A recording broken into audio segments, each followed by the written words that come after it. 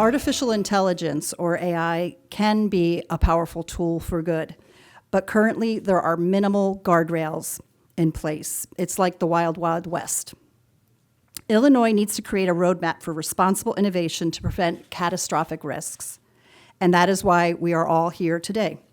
I'm leading Senate Bill 315, which would require large developers such as ChatGPT and Claude to provide an independent third-party annual report explaining what mechanisms they have in place to mitigate catastrophic risks, provide transparency reports, and report critical safety incidents. Additionally, it would require the companies to report critical safety incidents within 72 hours of learning about it, or 24 hours if the incident imposes an imminent risk of death or serious physical harm. This is not about stopping innovation, but rather about balancing the great promise of AI with its potential harms. This bill would simply require large AI developers to provide transparency and undergo independent third-party audits and honor whistleblower protections. Sounds like common sense to me. We've all heard these types of stories in the news. A teenager struggling with their mental health, they're embarrassed or don't know where to turn, so they turn to AI and share their thoughts. But AI isn't necessarily trained in crisis response, especially as it relates to mental health. Due to a lack of proper intervention, the teenager can commit self-harm, and in some cases, dies by suicide after confiding with an artificial intelligence chatbot. That is unacceptable. Anytime that anyone seeks help, no person, no algorithm, no machine, no chatbot should put them in harm's way. Under Senate Bill 316, AI companies would be required to implement methods to detect user expression of suicidal ideation or self-harm, work to prevent such harm, and notify or refer that person to a crisis service center like a 988 suicide hotline. Requiring crisis response protocols and clear disclosure that users are interacting with AI and not a real person are simple, reasonable steps. Illinois is a leader, and it should be a leader in setting morally responsible guardrails for artificial intelligence. And that starts with passing these bills and these bills in this package. Too often, consumers seek help are not met by a person, but an automated system that creates more frustration than solutions. The early experiences with AI-powered customer service has felt less like assistance and more like deflection. Consumers are growing frustrated by the lack of transparency as artificial intelligence becomes more common in customer service and online commerce.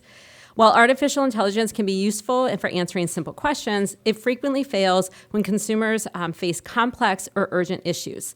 Customers are often trapped in repetitive loops, given scripted responses that do not address their specific concerns, and left without a clear path to speak to human representation. This process can turn what should have been a quick resolution into an exhausting ordeal, requiring significant time and effort while offering little to meaningful support. Just as importantly, automatic systems lack the empathy and human understandings that are essential when people are dealing with billing disputes, service interruptions, and other stressful situations. Many consumers increasingly view these systems as cost-cutting tools rather than genuine improvements to customer service, eroding the trust and confidence for those companies who use them. We've all experienced it before. You call a company for help, or more importantly, use it on your computer, and next thing you know, you're frustrated by the lack of answers, only to realize minutes later that you're talking to a chatbot rather than a real person. This isn't acceptable, and it isn't transparent. People deserve to know that they're communicating with a human or an AI system from the very beginning of an interaction. To increase transparency and accountability, I'm leading on Senate Bill 317 under the measure if a person is talking with an AI chat interface as it relates to trade or commerce, the consumer must be notified it is an automated system at the start of the conversation. While AI can be a useful tool for business, it should never come at the expense of meaningful human connection, accountability, or quality customer service. Our goal is to to protect consumers, build trust, and ensure people can still access real human support when they need it. A real person who can listen, understand, and help resolve the issue. A common theme you've heard this morning is that we need strong guardrails to protect consumers.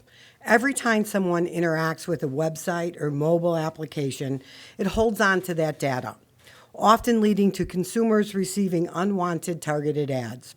Under Senate Bill 340, consumers would have the option to opt out of having their data used for such ads or sold to third parties.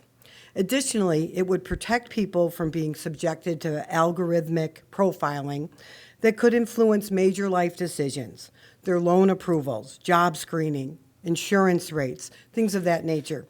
So Senate Bill 340 would prohibit the sale of consumers' most sensitive data without requiring a consumer to opt out of that sale. Illinois needs to protect our consumers' personal data from being collected by these companies.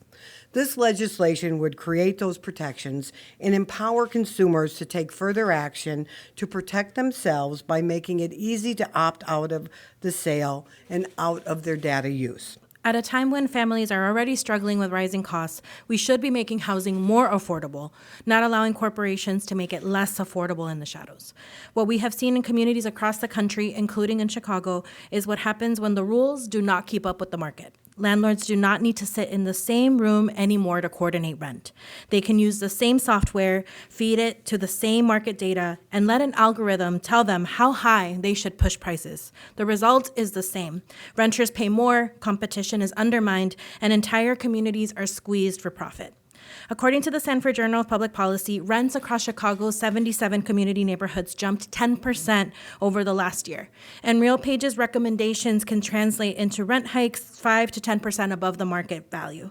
In Chicago alone, roughly 1/3 of multifamily rental units, about 100,000 apartments, are now influenced by RealPage's algorithm. That means that families are not just competing against the market anymore. They are competing against coordinated software that is designed to push rents as high as possible. And let's be clear, that is not innovation. This is digital price fixing. Under Senate Bill 343, landlords will not be allowed to coordinate pricing indirectly through a shared third-party service or software, including algorithms that set or recommend prices across competing landlords. We are doing this because the harm is already here. Families are opening renewal notices and seeing increases that they cannot absorb. Seniors are being pushed out of their communities that they helped build. Working families are being forced farther and further away from their jobs, from schools, and support systems because corporations decided that housing was another opportunity for extraction. Housing is a human need. It should not be manipulated by algorithms built to maximize corporate profits at the expense of our communities. Senate Bill 343 is about restoring fairness, transparency, and accountability to our housing market and making clear that Illinois will not stand by while corporations use AI to exploit renters. Our housing market should work for the people, not predatory corporations. I'm here to talk about Senate Bill 415, and this was an initiative brought to me by students in my district after finding out that their school was purchasing facial recognition software, and they were very concerned about how this data was going to be protected.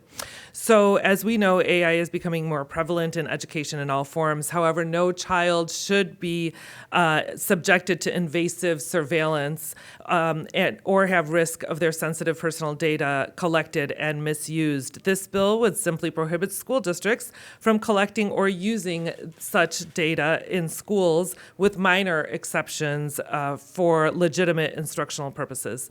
When it comes to protecting children's biometric information, Illinois must be steadfast in securing student privacy and preventing discrimination. That starts with passing Senate Bill 415. I'm sponsoring Senate Bill 318, which addresses the problem and the frustrations people have these days with buying tickets. It could be concert tickets, for example, and the frustration of having to spend way too much money for these tickets. For too long, ticket buying has felt stacked against everyday fans who are forced to use their hard-earned money to pay exorbitant prices, in large part because so-called bots are scooping them up and reselling them for outrageous prices.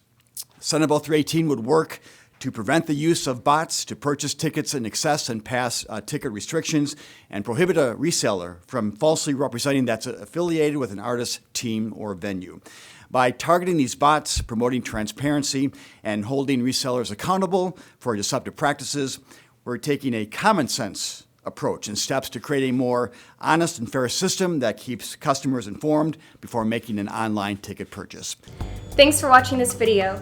Please like and subscribe to keep up to date with news from the caucus. For more information on what the senator is working on, please follow them on social media using the links in the description below.